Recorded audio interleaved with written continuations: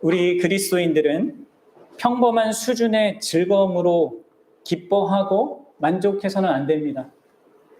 우리는 질적으로나 양적으로나 세상의 즐거움, 그것을 능가하는 즐거움을 소유한 자여야만 합니다. 달리 얘기하면, 요즘 말로 하면 우리의 행복은 이 세상 그 어떤 사람보다 더 일관되고 또 더 크고 더 뛰어나야 합니다. 여러분들은 어떻습니까? 여러분들의 기쁨은, 여러분들의 행복은 그러한 기쁨이고 행복입니까? 여러분들은 스스로를 행복한 자라 이렇게 느끼고 있습니까? 마틴 로이드 존스 목사님은 이렇게 말했습니다. 그리스도인을 정의해 보라고 한다면 저는 이렇게 말하겠습니다. 그리스도인이란 그리스도를 믿기 때문에 자신이 세상에서 제일 행복한 사람이라 여기며 다른 모든 이들도 자기만큼 행복하기를 바라는 사람이라고 말입니다. 여러분 어떻습니까? 여러분들이 진짜 참된 신자라면, 그리스도인이라면 그 무엇도 흔들 수 없는 견고한 행복감이 바로 여러분 안에 실제적으로 있어야 합니다. 그것이 여러분들 있습니까? 그 행복의 그 본질은 무엇입니까? 그것은 바로 로이드 존스 목사님이 말씀하신 것처럼 그리스도를 믿기 때문이라는 그 말에 있는 것이죠. 로이드 존스 목사님께서 그렇게 자신을 세상에서 가장 행복한 사람이라 이렇게 말하고 그렇게 느끼고 그렇게 자기 인생을 볼 수 있는 이유는 바로 예수님 때문입니다. 여기 신자의 참된 비밀이 있는 것이죠. 그렇습니다, 여러분들. 우리 믿는 자들의 참된 행복은 예수 그리스도, 그분을 알고 그분을 믿는 데 있는 겁니다. 예수 그리스도께서 우리의 영혼을 위한 그런 생명의 떡이신 것입니다. 그리고 여러분들, 우리의 그 행복감, 참된 그 기쁨은 우리가 얼마만큼 이 예수 그리스도라는 떡을 먹느냐에 달려 있다고 해도 과언이 아닙니다. 우리의 영혼도 육체처럼 아침, 점심, 저녁을 먹어야 하고요. 간식과 후식까지 잘 챙겨 먹어야 합니다. 그래야지 우리의 영혼의 그 행복감이 계속 견고해지는 것이죠. 그것은 달리 얘기하자면 우리는 가능한 자주, 그리고 매 순간 예수 그리스도 그분을 생각하고 주목하고 또한 묵상해야 합니다. 이것이 오늘 본문 우리가 읽지 않았지만 요한복음 6장 40절, 우리가 지난번에 3번이나 걸쳐서 살펴본 그 하나님의 말씀의 뜻입니다. 성부 하나님의 그 뜻이 우리가 그 아들을 보는 것이고 그분을 믿는 것이고 그로 말미암아 영생을 얻는 것입니다. 오늘 저는 여러분들과 이제 이 요한복음 6장을 마무리하면서 우리 영혼에 너무나 견고한 이 행복감을 가져다 주시는 그 예수 그리스도, 우리가 매 순간 힘을 다해서 먹고 또 먹어야 하는 생명의 떡이신 그분에 대하여서 더 함께 주목하고 또 그분을 즐거이 먹는 시간을 갖기를 원합니다. 특별히 여러분들, 오늘은 우리에게 성찬식이 있잖아요. 특별히 이 성찬에 참여하는 모든 분들은 이 말씀의 맥락에서 여러분 성찬을 이해하고 또 그렇게 참여할 수 있기를 바라요. 그럼 요한복음 6장은 예수님께서 자신을 생명의 떡이라 하신 그 말씀과 관련한 그런 의미를 우리에게 말해주고 있는 장입니다.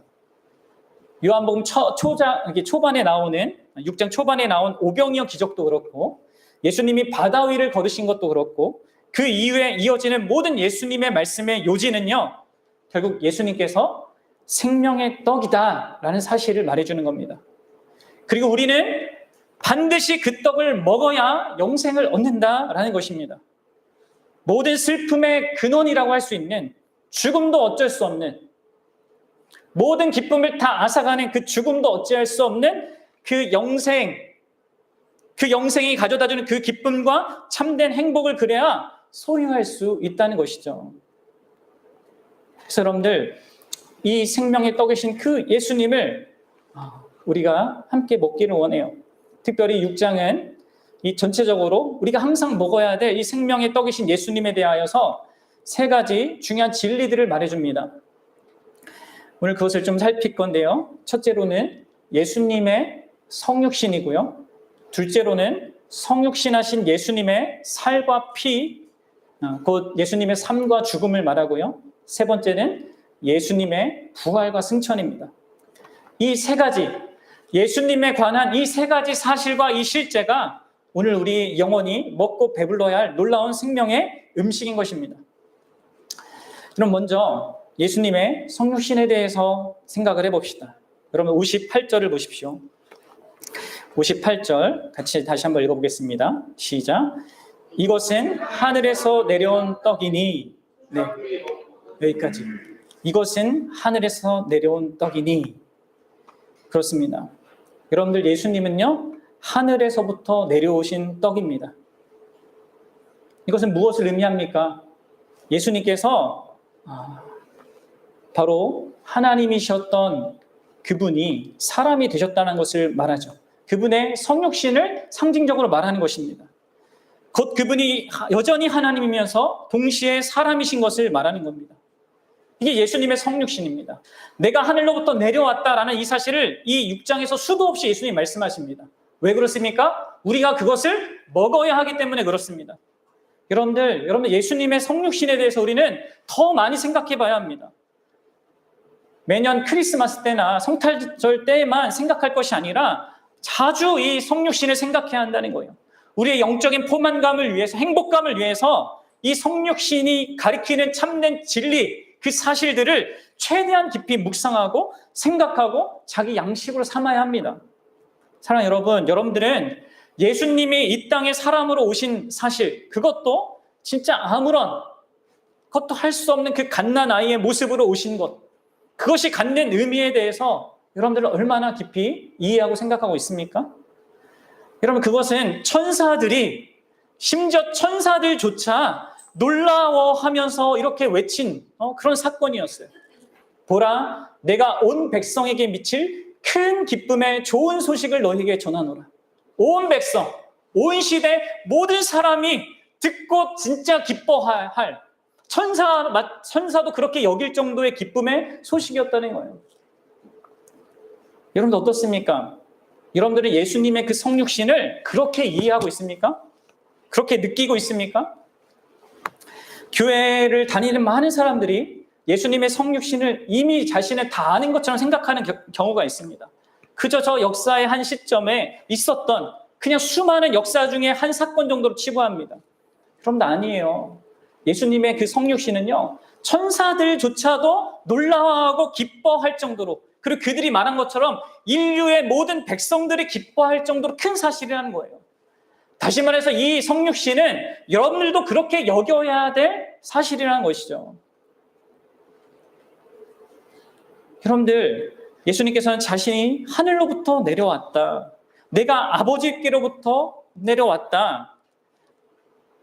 하나님께서 떡을 하늘로부터 주신다. 이 이야기를요, 계속해요. 32절에도 하고 33절에도 하고. 이것은 여러분들 단순한 비유가 아니에요.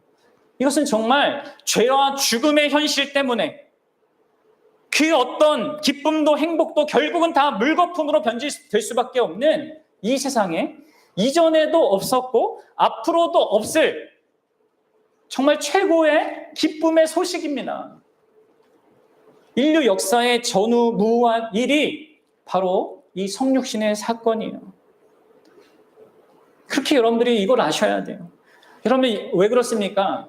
바로 이 성육신 때문에 우리의 인생이 하나님을 이해하고 그 하나님의 사랑을 이해하고 또 우리 자신을 이해하는 데 있어서 정말 획기적인 그런 전환을 가져다 주기 때문에 그렇죠. 여러분, 우리는 성육신 하신 그 예수님 때문에 하늘로부터 오신 그 떡, 그분 때문에 하나님을 전혀 달리 이해할 수밖에 없습니다. 제가 예수님을 믿는다는 것이 우리의 신관을 바꾼다고 말씀드렸죠. 예수님이 자신을 아들이라 하시고 자신을 하늘로부터 보내신 분을 성부라고 해요. 그리고 여러분들 우리가 읽었던 63절에 보면 생명을 주시는 분으로 성령님도 언급하시거든요. 63절 보십시오. 살리는 것은 영이니 이렇게 얘기하십니다. 영어로 번역하면 It is the Spirit who gives life 이겁니다. 생명을 주시는 그 성령을 말씀하시죠. 이처럼 예수님의 성육신은 우리가 믿어야 할 유일한 하나님의 존재의 그 참 모습을 우리에게 참 찬란하게 드러내는 겁니다. 그래서 우리는 하나님에 대해서 무엇을 알 수 있습니까? 이 하나님이 이 세상 창조되기 전부터 삼위로 계신 사랑의 하나님이라는 것을 보게 됩니다. 우리를 사랑한다는 의미에서 사랑이 아니라 하나님 그분 자신이 성부가 성자를, 성자가 성부를 성령 안에서 함께 사랑하는 영원토록 행복한 존재라는 것을 우리를 보게 되는 거예요. 하나님은 세상의 모든 종교들이 말하듯이 단일 신도 아니고요. 또 수많은 종교가 말하듯이 다 신도 아니에요. 새 위격을 가지신 한 분 하나님, 서로를 한없이 사랑하시는 그런 하나님이십니다. 왜 이게 여러분들 중요합니까? 그것은 기독교가 말하는 구원이 또 우리의 신앙생활이 그렇게 서로를 사랑하로 말미암아 영원히 행복하신 그 한 분 하나님과 영원을 보낸다는 의미가 있는 거거든요. 여러분들 이 하나님이 누구냐? 이것이 우리에게 결정적인 거예요. 결정적으로 중요합니다. 이 하나님이 누구시냐가 우리의 행복을 결정한다는 것이죠. 그래서 여러분들 이 성육신의 사실은 하나님과 함께 해야 하고 또 그분을 알아가야 하는 우리에게 최고로 중요한 사실인 거예요. 또한 이 하나님의 존재에 대한 이해일 뿐만 아니라 이 예수님의 성육신은 우리를 향한 그 하나님의 사랑이 무엇인가 이것에 대해서도 파격적인 그런 이해를 우리에게 가져다 줍니다. 우리는 하나님의 사랑을 어떻게 해요? 내가 잘하는 것을 봐서 하나님 그것에 합당하게 뭔가를 준다고 생각하잖아요. 내가 못하면 하나님께 사랑 못 받을 거라고 걱정하잖아요. 모든 종교가 그렇게 시스템이 됩니다. 내가 잘하는 거에 따라서 잘 받고 못하면 벌 받을 것 같은. 그럼 여러분들 하나님이 아들을 보내신 것, 생명의 떡으로 아들을 보내신 것은 무엇을 의미합니까? 여기서 잠깐 언급하는 있는 것처럼 구약의 이스라엘이 광야에서 받은 만나의 기적, 그리고 6장 초반부에 있었던 오병이어 기적하고 비교할 수 없는 것입니다. 그 정도로 하나님의 사랑하심을 드러내는 거예요.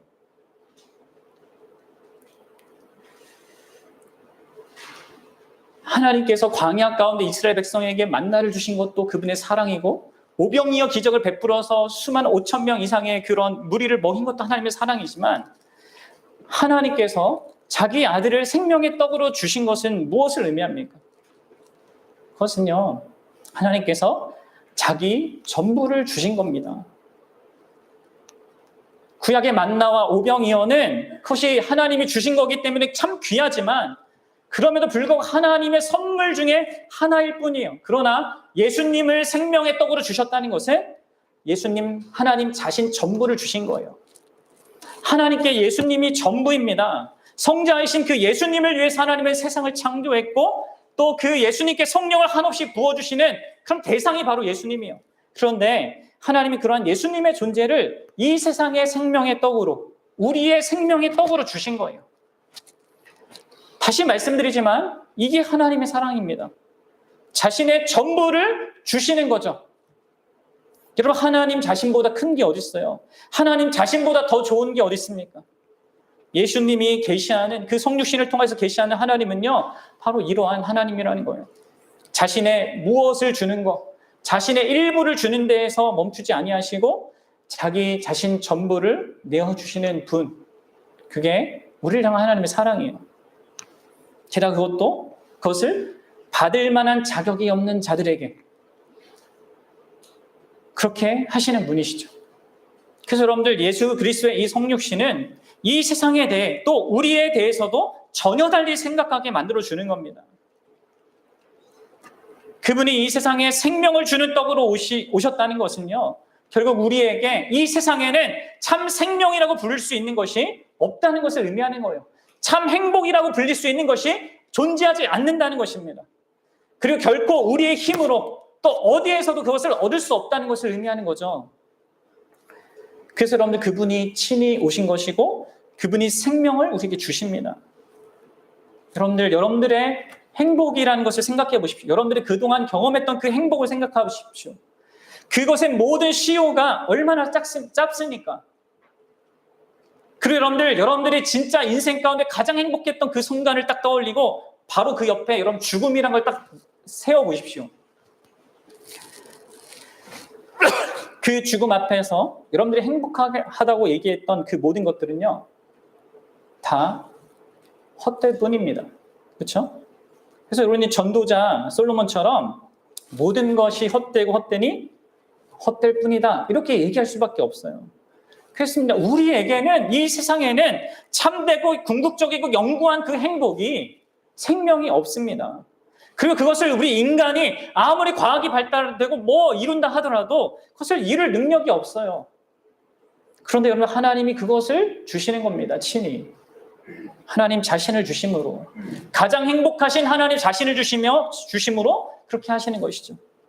사랑하는 여러분, 여러분들은 이 하늘로부터 오신 이 떡을, 이 예수님의 성육신한 이 사실을 먹고 마시며 사는 자입니까? 여러분들은 이것을 먹고 마셔야 돼요. 더 많이 생각해야 된단 말이에요. 더 많이 바라봐야 한다는 거예요. 안타깝게도 오늘날 교회를 다니는 많은 사람들이요, 이것을 깊이 생각하지 않아요. 깊이 생각하고 마음에 간직하는 것은 다만 무엇이냐면, 자신의 인생 가운데 예수님을 만나서 어떻게 좀 특별한 경험을 했는가, 그 정도의 과거를 먹고 살아가는 사람들이 많아요. 겨우 그 과거에 경험한 어떤 특별한 것을 붙들고 거기에서 한 걸음도 못 나가는 신앙생활을 합니다. 여러분들, 우리의 신앙생활은, 우리의 과거는요, 우리의 경험이 아니라 예수 그리스도의 성육신으로 설명되어져야 합니다.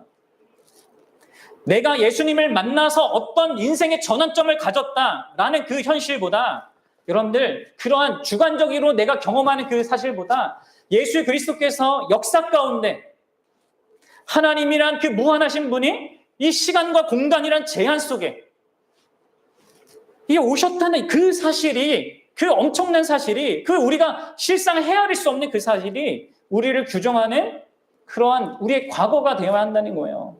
그것이 여러분들 예수님의 성육신을 먹는 거예요. 여러분, 사도 바울을 생각해 보십시오. 그는 인생의 말년에 디모데전서에서 이런 말을 합니다. 디모데전서 1장 15절에 보면 미쁘다 모든 사람이 받을 만한 이 말이요, 이렇게 합니다.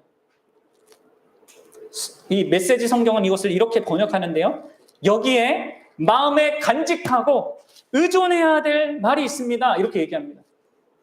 그 내용이, 이어진 내용이 무엇입니까? 잘 들으십시오. 그리스도 예수께서 죄인을 구원하시려고 세상에 임하셨다 하였도다. 내가 죄인 중에 괴순이라. 사랑하는 여러분들, 바울이 자신의 인생의 말년에 온 힘을 다해 찬양해야 할 사실로, 미쁘다 이 말이요, 그렇게 찬양할 사실로 말하는 것은 무엇입니까? 자신이 다음의 세상에서 만난 그 예수님을, 부활하신 예수님을 신비하게 만난 경험이 아니었어요. 환상 중에 천국에 다녀온 것이 아니었습니다. 바로 예수 그리스도의 성육신이었단 말이에요. 우리는 여러분들, 내가 경험한 것이 아니라 하나님께서 예수 그리스도 안에서 행하신 일로 자신을 이해해야 합니다. 이것이 여러분들 이 성찬에 참여하면서 여러분들이 깊이 묵상해야 할 우리의 과거입니다. 여러분, 정신을 차리세요. 자매님. 그럼 둘째로, 예수님의, 우리가 먹어야 될 이 생명의 떡이신 예수님은요, 특별히 예수님께서 자신의 살과 피가 생명의 떡이라 이렇게 얘기하시죠. 우리 55절을 읽어보겠습니다. 55절입니다. 시작. 내 살은 참된 양식이요 내 피는 참된 음료로다. 아멘. 그렇습니다. 여러분, 우리는 예수님이 이 땅에 성육신 하셨다는 그 사실을 갖는 이 모든 복된 사실들을 더 많이 묵상하고 생각하고 그것으로 나의 인생을 규정하고 나의 과거를 생각해야 한다고 했습니다. 뿐만 아니라 여러분들, 우리는 그분의 살과 피를 또한 생각해야 돼요. 그것을 먹어야 됩니다. 그것을 믿어야 됩니다.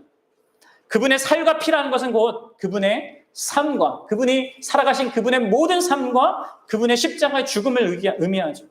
이것을 통하여서 우리는 매 순간, 매일, 그리고 할 수 있는 대로 자주, 무엇보다 이 성찬식을 통하여서 먹고 자야 되는 거예요. 그럼 예수님의 살을 먹고 예수님의 피를 마시는 것은요, 구약의 희생 제사라는 맥락 속에서 이해해야 합니다. 구약의 제사 제도에서 희생 제물은요, 아무런 흠이 없어야 했습니다. 그리고 흠없는 그 제물이 갈기갈기 조각 내어지고 피 흘려 죽어야 했죠. 그래야만 죄인의 죄를 대신할 수 있었습니다. 물론 여러분들 이 동물 제사의 대속은요, 일시적인 것이었어요. 그래서 죄를 지을 때마다 흠없는 동물을 가져와서 피비린내 나는 그런 제사를 끊임없이 드려야 했던 것입니다. 그러면 그 모든 동물 제사를 하나님께서 시행하도록 하신 것은요, 궁극적으로 한 흠없는 존재가 바로 죄인인 자들을 대신하여 피 흘림으로 말미암아 참된 죄사함을 가져다 줄 것을 예표적으로 가르쳐 주는 것이었어요.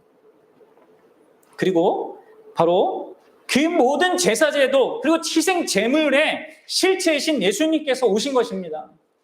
그래서 요한복음 1장에서 세례 요한이 예수님께서 자기에게로 나아오심을 보고 이렇게 말합니다. 보라, 세상 죄를 지고 가는 하나님의 어린 양이로다. 그렇습니다, 여러분들. 예수님은 우리 죄사함을 위한 흠없는 완전한 제물이에요. 흠없는 완전한 제물로 세상의 죄, 우리의 죄를 위해 피를 흘리시기 위해 오신 분입니다. 아니, 피를 흘리셨죠.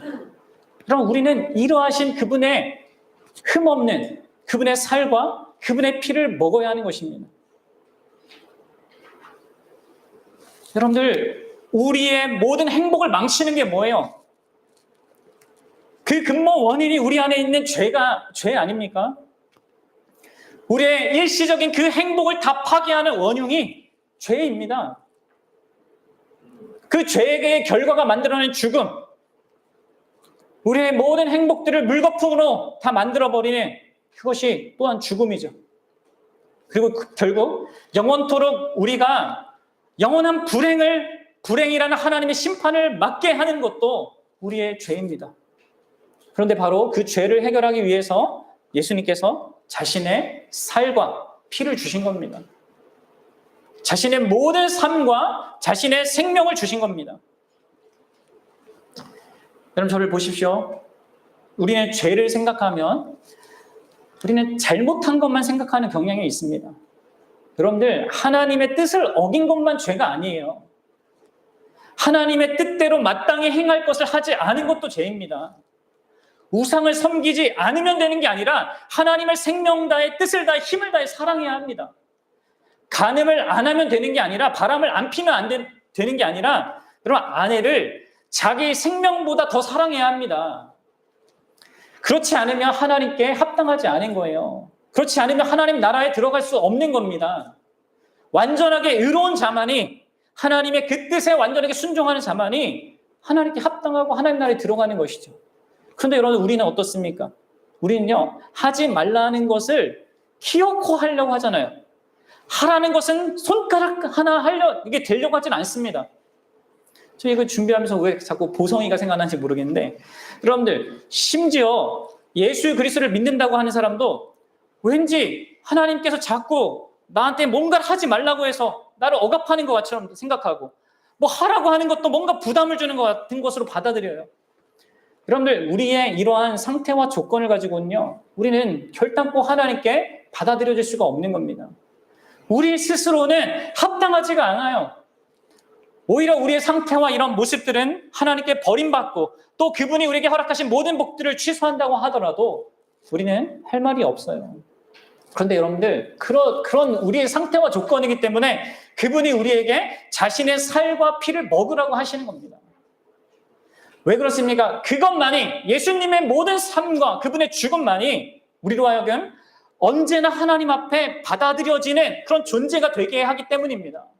그 예수님의 살과 피만이 우리로 하여금 현재적으로 하나님 앞에 더 죄를 멀리하게 만들고 하나님이 기뻐하신 그 일을 추구하게 만들기 때문에 그렇습니다. 그 동기와 힘을요, 그분의 살과 그분의 피가 우리에게 줍니다. 그분의 모든 삶과 그분의 십자가의 죽음이 우리에게 준다는 거예요.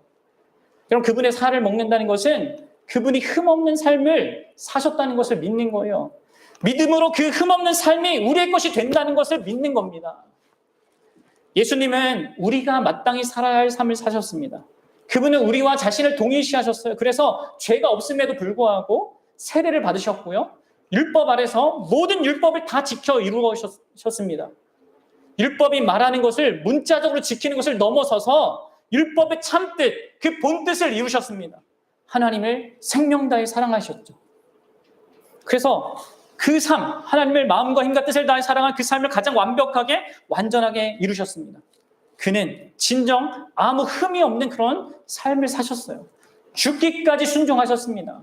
그래서 여러분들 그분만이, 오직 예수 그리스도만이 하나님 앞에 의롭다고 여겨질 수 있는 유일한 존재입니다. 유일한 사람입니다. 그래서 여러분들 그분이요, 이러하신 예수님의 살을 먹으라고 하는 거예요. 예수님의 흠없는 살을 먹을 때 음식이 마치 내가 되듯이 그분의 의로움이 바로 우리의 것이 되는 거죠. 그럼 이것이 성경이 말한 칭의의 사실이에요. 우리가 하나님 앞에 뭔가 잘해서 하나님께 의롭게 여김을 받고 인정받는 게 아니라는 거예요.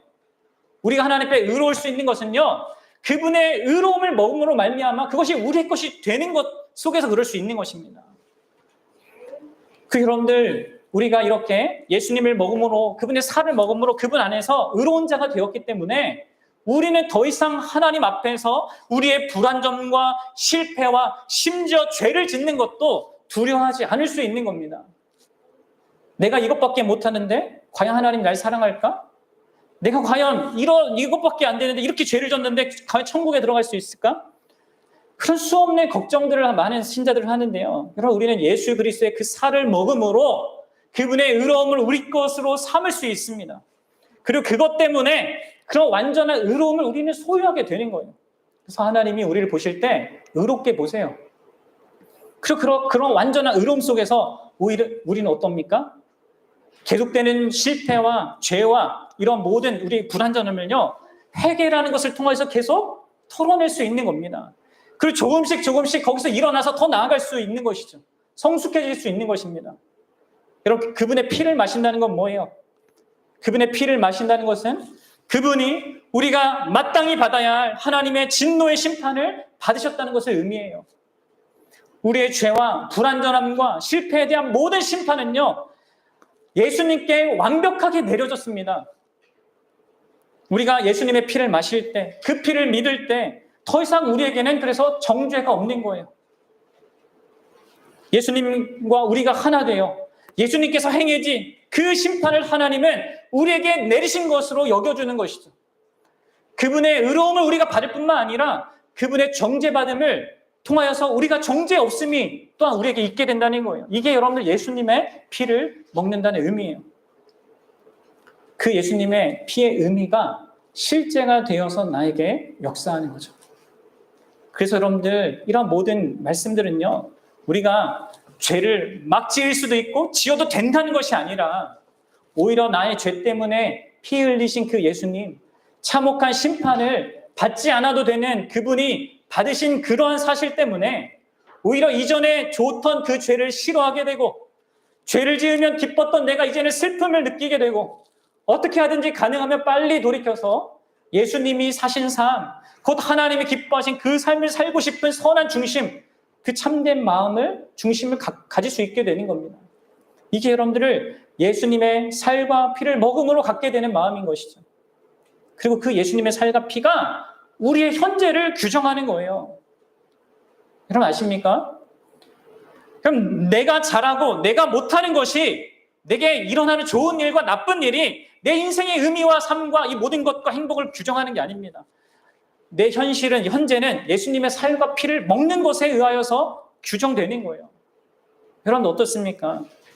우리는 이 세상 살면서 내가 잘하는 것에 따라서, 내가 못하는 것에 따라서 기분이 막 왔다 갔다 해요. 그것 때문에 막 달라집니다. 그러나 여러분, 하나님의 세계에서는요, 예수님의 살과 피가 그 모든 것을 규정한다는 거예요. 그 은혜로 우리는 잘해도 겸손할 수 있고 또 못해도 낙심하지 않을 수 있는 것입니다. 우리가 잘해서 인정받는 거 아니고요, 못해서 버림받지 않습니다.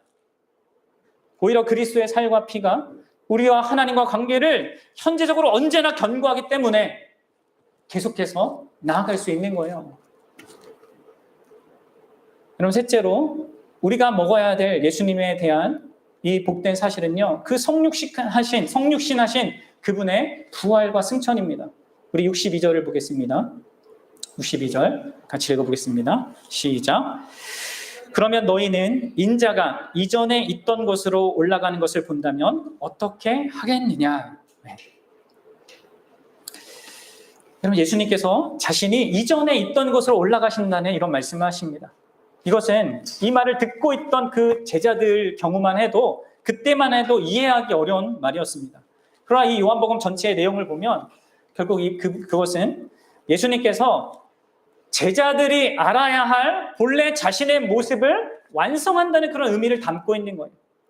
참으로 예수님께서 참 하나님이시면서 인간이시라는 이 놀라운 이 성육신의 신비한 사실을 다시 한번 확증하는 말씀이기도 합니다. 그러면서도 인자가 이전에 있던 곳으로 올라간다, 이 말씀은 뭡니까? 네, 표면적으로 보면 승천을 말씀하시는 것이죠. 하늘로 올라가신 승천을 얘기합니다. 그런데 이 승천은 그 앞에 뭐가 또 있어요? 네, 바로 부활이라는 사실이 있죠. 부활을 전제하는 승천인 거예요. 그래서 여러분들 지금 예수님은 이 자신의 부활과 승천을 우리가 먹어야 할 생명의 떡으로 지금 제시하고 있는 것입니다. 그렇습니다. 여러분들, 우리는요, 예수님의 부활과 승천을 먹어서 우리의 살과 피가 또 우리의 뼈가 되게 해야 하는 거예요. 여러분, 예수님의 부활을 여러분 어떻게 생각하십니까? 이제 우리가 부활절이 4월 말인가? 5월 있는데요. 4월 달에 있는데 우리가 부활 찬양도 준비해서 할 건데, 여러분들은 부활을 어떻게 생각합니까? 예수님은 우리를 위해서 죽어주신 것뿐만 아니라 우리를 위해서 부활하셨습니다. 로마서에서 바울은 그분의 부활과 우리의 관계에 대해서 이렇게 얘기하죠. 잘 들어보세요. 로마서 6장 5절입니다. 만일 우리가 그의 죽으심과 같은 모양으로 연합한 자가 되었으면 또한 그의 부활과 같은 모양으로 연합한 자도 되리라. 예수님을 믿음으로 그분의 죽음에 우리가 참여했다면 예수님의 믿음으로 말미암아 그분의 부활에도 우리가 연합되어 참여한다는 거예요. 사망이 다시 예수님을 주장하지 못하는 것처럼 사망이 더 이상 우리 믿는 자들을 주장하지 못하게 됩니다. 죄에 대해서도 우리는 죽은 자가 됩니다. 죄가 우리를 지배하지 못하게 됩니다. 우리 인류에게, 인생들에게 가장 강력한 대적인 사망도, 죄도, 그리고 여기선 잘 드러나야지만 3대 대적이 있잖아요. 바로 사탄도 그럼 우리를 지배하지 못합니다. 예수님의 부활은 우리를 그렇게 만드는 거예요. 그것을 믿을 때 그 실제가 우리의 것이 되는 겁니다. 그래서 우리가 그 예수님의 부활을 생각하고 묵상하고 그것을 바라보고 믿을 때 이 세상과 싸울 수 있고 사단과 싸울 수 있고 죄와 싸울 수 있고요. 그리고 우리 앞에 있는 죽음을 두려워하지 않을 수 있게 되는 거예요. 여러분, 요한복음 6장에서도 예수님이 몇 번이나 이렇게 얘기하십니까? 마지막 날에 내가 다시 살리리라. 39절에서 말하고 40절에서 말하고 45절에서 말하고 54절에서 말합니다. 반복해서 말씀하십니다. 그렇습니다. 여러분들, 우리의 그 모든 일시적인 행복을 다 아무것도 아닌 것으로 만들어버리는 그 죽음, 우리가 미래에 반드시 대면해야 할 우리의 최후의 적, 그 죽음을 예수 그리스도의 그 부활 때문에 그것을 먹음으로 말미암아 우리가 비웃을 수 있는 거예요. 그분이 이전에 있던 곳으로 올라가신 일이 실제이고 사실이기 때문에 그게 가능하다는 거죠. 그분이 부활하신 것이 사실이기 때문에 우리에게 부활도 사실입니다. 그것이 예수님을, 그분의 부활을 먹는 거예요. 또한 우리는 그분의 승천의 사실도 먹어야 합니다. 그분이 이전에 계셨던 그곳으로 돌아가셨음을 바라보고 주목하고 항상 먹어야 합니다. 그분의 승천은 그분께서 구원의 모든 일을 다 이루셨음을 확증하는 사건이에요. 그리고 그분이 하나님 나라의 왕으로 등극하는 그런 의미를 담고 있습니다. 여러분, 우리가 그분의 승천에 대해서 먹는 것, 믿는 것은요, 우리로 하여금 또한 그분의 승천에도 참여하게 된다는 것을 말해주는 거예요. 그래서 여러분들, 바울은 에베소서 2장 5절부터 6절에서 이렇게 얘기합니다. 여러분 잘 들어보세요. 허물로 죽은 우리를 그리스도와 함께 살리셨고, 이것은 우리의 부활, 예수님이 부활하실 때 우리가 부활한다는 걸 얘기하죠. 너희는 은혜로 구원을 받은 것이라, 이게 중요합니다. 6절. 또 함께 일으키사 그리스도 예수 안에서 함께 하늘에 앉히시니. 여러분들, 지금 사도 바울은요, 우리가 예수님과 함께 산 것을 말할 뿐만 아니라, 살게 될 것을 말할 뿐만 아니라, 부활이죠. 더 나아가서 예수님과 함께 하늘에 앉혔다라고 얘기하고 있어요. 여러분, 이게 상당히 독특한 표현입니다. 이게 미래에 있을 일인데 바울은 지금 앉혔다라고 하면서 과거형으로 설명하고 있어요. 이미 일어난 일처럼 말하고 있단 말이에요. 앞으로 일어날 일인데 이미 일어난 과거의 사건을 얘기하고 있다니까요. 그게 뭐예요? 예수님이 승천하신 그것이 예수님을 믿는 우리에게 실제가 되었다는 거예요. 그래서 예수님을 믿는 자들이 예수님을 믿는 그 순간 그분과 함께 하늘에 앉혀진 자가 되는 겁니다. 그렇기 때문에 여러분들, 예수님을 생명의 떡으로 먹는 자에게 있어서 그의 미래는 예수 그리스도의 부활과 승천으로 규정되는 겁니다. 예수님을 먹지 않고 예수님을 믿지 않는 자의 미래는 무엇입니까? 죽음과 영원한 심판이 그의 미래입니다. 확증적인 미래입니다. 그러나 예수님을 생명의 떡으로 먹는 자, 곧 그분이 계셨던 곳으로 다시 올라가신 것을 믿는 자는요, 그 믿음을 통해 예수님의 그 부활과 예수님의 승천에 참여하는 그 영광을 얻게 되는 거예요. 그럼 예수님이 하늘에 앉으셨다는 것은 왕으로 앉으셨다는 겁니다. 그리고 우리가 그리스도와 함께 앉게 되었다는 것들도, 앉게 되었다는 그 의미도 왕으로서 앉게 되었다는 거예요. 참 왕이신 예수님과의 격찬을 잊지만 우리가 예수님을 믿는다면 그 예수님 때문에 그분의 왕되심에 참여하게 되는 것이죠. 그래서 요한계시록을 보면 우리가 현재적으로도 그리스도와 함께 더불어 왕노릇하는 자들이라고 얘기하고 있어요, 우리를. 그게 우리의 지위이고요, 우리의 미래입니다. 예수님의 부활 승천이 그렇게 우리의 미래를 규정하는 거죠.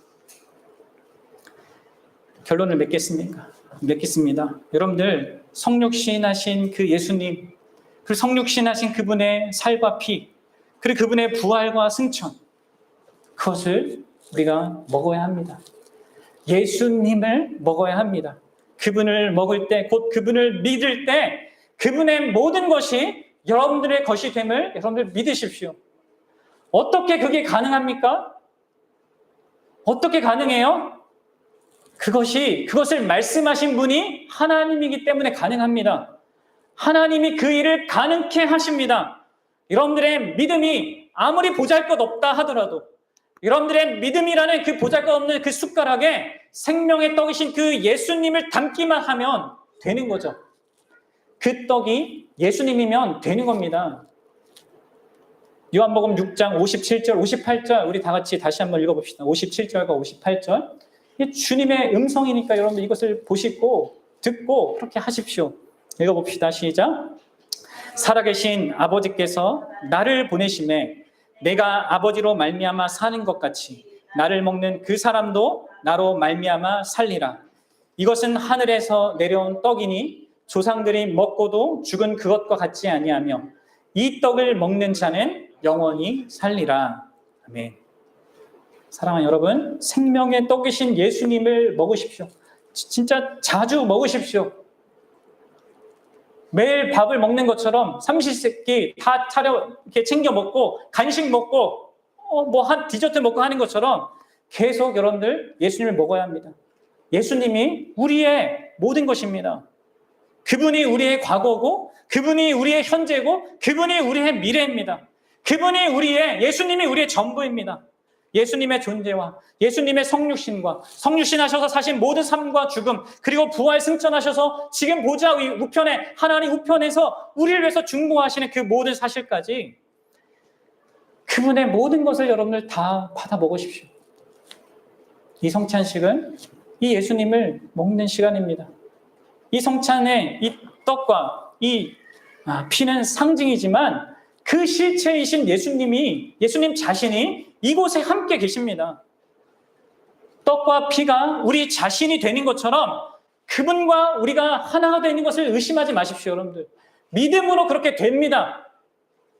그것을 믿으십시오. 그리고 진짜 여러분들 예수님으로 사는 인생이 되시길 바랍니다. 그래서 여러분들 그 어떤 것으로도 흔들릴 수 없는 그 행복감, 나는 그리스도 때문에 가장 행복한 자입니다. 세상 모든 사람들이 나처럼 행복했으면 좋겠습니다. 라고 우리도 동일하게 고백할 수 있게 되기를 소망합니다.